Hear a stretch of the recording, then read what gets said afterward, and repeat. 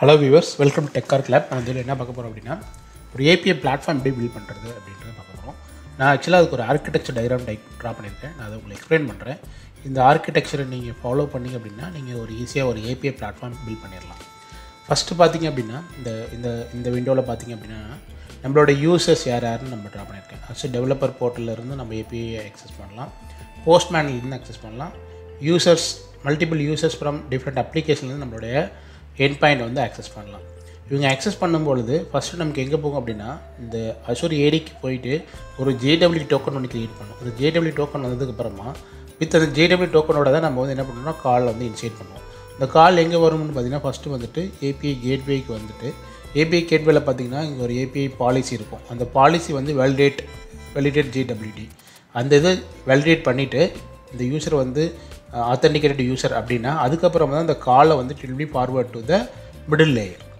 So இப்போ ஏதாவது failure ஆயிடுச்சிங்க அப்படின்னா it will be immediately return a response from the API கேட்வேலேருந்து என்ன வந்துடும் அப்படின்னா 401 அன்ஆத்தரைஸ்ட் எக்ஸெப்ஷன் ரிட்டர்ன் பண்ணிடும்.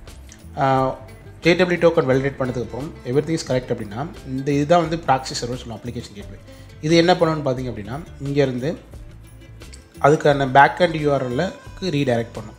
பேக் அண்ட் சிஸ்டம் பார்த்தோம் நமக்கு அப்படின்னா நமக்கு வந்துட்டு மிடில் லேயர் வந்து நம்ம எது என்னமோ வச்சுக்கலாம். அஷூர் ஃபங்க்ஷன் தான் இருக்கணும்னு அவசியம் இல்லை. அஷூர் ஃபங்க்ஷன் இருக்கலாம், இல்லை ஒரு லாஜிக் ஆப் நம்ம வந்துட்டு லாஜிக் ஆப்போட HTTP ட்ரிகர் கூட நம்ம இங்கே வந்துட்டு ஏபிஐ மேனேஜர்லேருந்து நம்ம அட்டாச் பண்ணிக்கலாம். இல்லை some external rest endpoint நம்மகிட்ட இருக்குது அப்படின்னா கூட அதையும் நம்ம ஏபிஐ மேனேஜர்லேயே கால் பண்ணிக்கலாம். இந்த ஏபிஐ மேனேஜரில் தான் நமக்கு வந்து பார்த்திங்க அப்படின்னா different kind of middle layer வந்து நமக்கு இம்போர்ட் பண்ணுற மாதிரி நமக்கு ஆப்ஷன்ஸ் இருக்குது. இந்த ஏபிஐ மேனேஜர் நமக்கு என்ன வேறு என்ன இருக்குது பார்த்து அப்படின்னா ஏபிஐ மேனேஜ்மெண்ட்டில் வந்து ரெஸ்ட் எண்ட் பாயிண்ட் கொடுக்குறாங்க.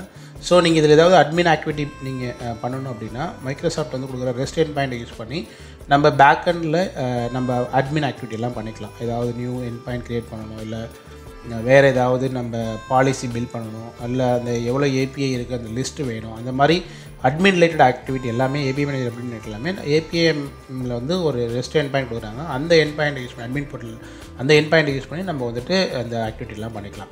அது இல்லாமல் நீங்கள் ஏபிஎம்மில் பார்த்தீங்கன்னா உங்களுக்கு இன்பில்டு கேட்ச் கொடுக்குறாங்க 1 GB வரலாம். ஸோ நம்ம அதை யூஸ் பண்ணி நமக்கு வந்துட்டு கொரி கேட்சிங் எனேபிள் பண்ணிக்கலாம்.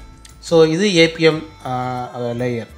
அப்புறம் இந்த மிடில் லேயரில் நான் ஆல்ரெடி சொல்லிட்டேன். அப்புறம் இந்த மிடில் லேயர்லேருந்து தான் நமக்கு பேக்கெண்ட் லேயருக்கு வந்து கால் போகும். பேக்கெண்ட் லேயரில் பார்த்திங்க அப்படின்னா நீங்கள் காஸ்மோஸ் டிபி வச்சுக்கலாம், இல்லை மேங்கோ டிபி வச்சுக்கலாம், இல்லை இங்கே அஷூர் எஸ்கியூஎல் வச்சுக்கலாம், இல்லை கெசன்ட்ரா வச்சுக்கலாம், AWS எனி டேட்டாபேஸ் நீங்கள் வச்சுக்கலாம். இந்த டேட்டாபேஸ் எல்லாமே பார்த்திங்க அப்படின்னா இந்த ஏபிஐயோடைய தான் கம்யூனிகேட் பண்ணும். ஸோ இட்லாம் directly communicate to the end user. அப்போ இங்கேருந்து தான் போகும் கால். ஸோ இது இங்கே ரெக்வஸ்ட் போய் இங்கே ரெஸ்பான்ஸ் வரும். அப்புறம் இங்கே நீங்கள் ஒரு கேட்ச் கூட பில்ட் பண்ணிக்கலாம், இன் மெமரி கேட்ச் இந்த ஃபங்க்ஷன் ஆஃப் லேயர் மிடில் லேயரில்.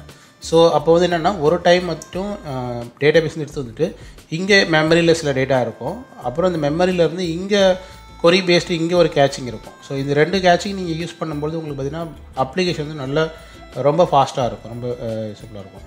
ஸோ அப்புறம் மேலே பார்த்திங்கன்னா இதெல்லாம் காமன் லேயர். இப்போ பார்த்திங்க அப்படின்னா ஒரு இந்த 3 லேயருக்குமே வந்துட்டு அஷூர் டேட்டா லேக் ஸ்டோரேஜ், அப்புறமா அஷூர்